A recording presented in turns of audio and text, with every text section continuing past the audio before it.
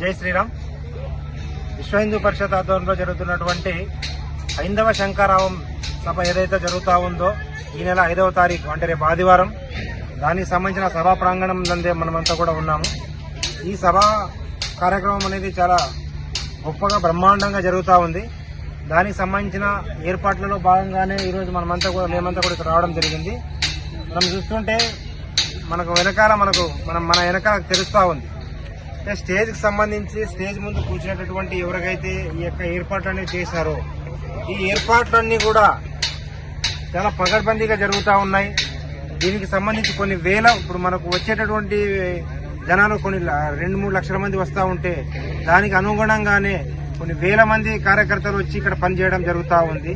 వచ్చేటటువంటి ఎవరైతే వస్తూ ఉన్నారో వివిధ గ్రామాల నుంచి వివిధ జిల్లాల నుంచి రాష్ట్ర వ్యాప్తంగా ఎవరైతే వస్తూ ఉన్నారో వాళ్ళందరికీ కూడా మీరు ఎటువంటి అపోహలు పెట్టుకోవద్దు. ఇంతమంది వెళితే మనకు అక్కడ అవకాశం ఉంటుందా, అంటే ఈ యొక్క కార్యక్రమంలో మనం కూర్చోవడానికి అవకాశం ఉంటుందా, మనకు అన్ని విధాల సౌకర్యాలు ఉంటాయా అన్న ఆలోచన ఎవరికైతే వస్తుందో ఈ అపోహలన్నీ పూర్తిగా తొలగించేసేయండి. వస్తున్న ప్రతి ఒక్క వ్యక్తికి అవసరమైనటువంటి అన్ని సౌకర్యాలు కల్పించేందుకు ఇక్కడ విశ్వ హిందూ పరిషత్ ఇక్కడ అందరికీ కూడా సిద్ధం చేసేయండి.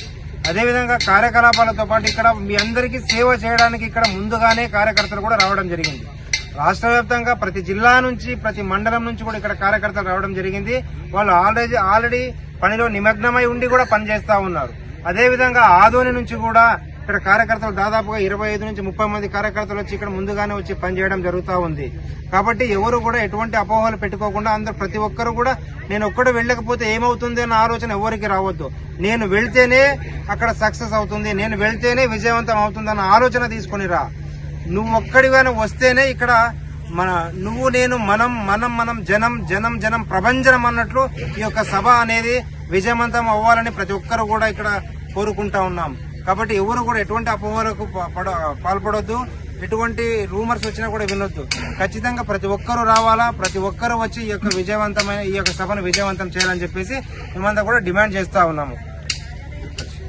ఈ యొక్క సభ కార్యక్రమం మనం చేస్తా ఉన్నాం అంటే ఎందుకోసం చేస్తా ఉన్నామంటే ప్రభుత్వ కబంధ హస్తాల నుంచి పూర్తిగా ఈ యొక్క దేవాలయాలు ఏవైతే ఉన్నాయో పూర్తిగా ప్రభుత్వం నుంచి తీసేసి అంటే ఎండోమెంట్ శాఖను రద్దు చేయాలని డిమాండ్తో ఈరోజు ఈ కార్యక్రమం చేస్తా ఉన్నాం.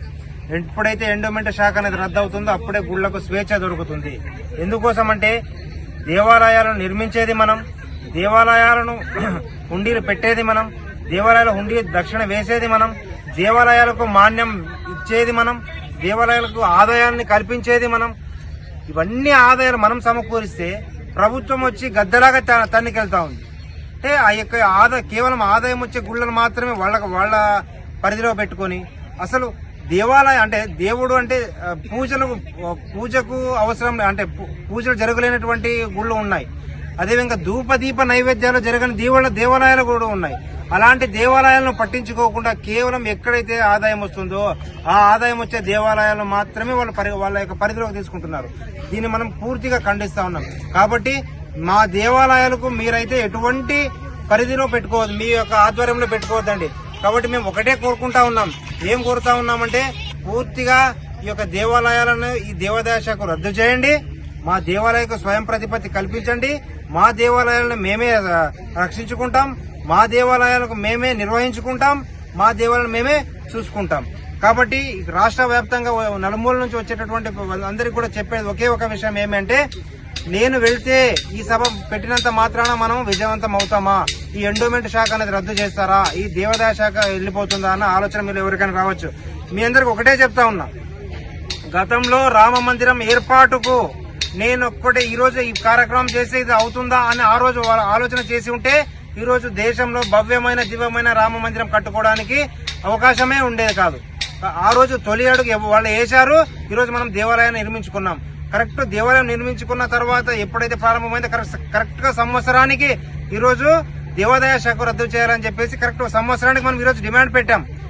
ఇది ఒక రాష్ట్రానికి సంబంధించినది కాదు, ఇది జాతీయ సమస్య.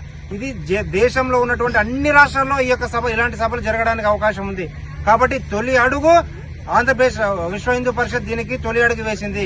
కాబట్టి ఎవరైతే కరసేవకులు రామ మందిరం నిర్మించడానికి మేము కరసేవకులుగా వెళ్ళామని ఎవరైతే గట్టిగా చెప్పుకుంటారో అదే బాధ్యత అదే ఆ లెక్కన మనం కూడా దేవాదాయ శాఖ రద్దు అవ్వడానికి మేము కూడా తొలి అడుగు వేశామని చెప్పుకోవడానికి అవకాశం అనేది ఇక్కడ మనం కూడా చెప్పుకోవడానికి అవకాశం అనేది ఉంటుంది. కాబట్టి అందరూ కూడా రావాలని చెప్పేసి మనం అందరూ కూడా కోరుతా ఉన్నాము. నా పేరు రవిశంకర్, బజరంగ్ దళ్, ఆదోని.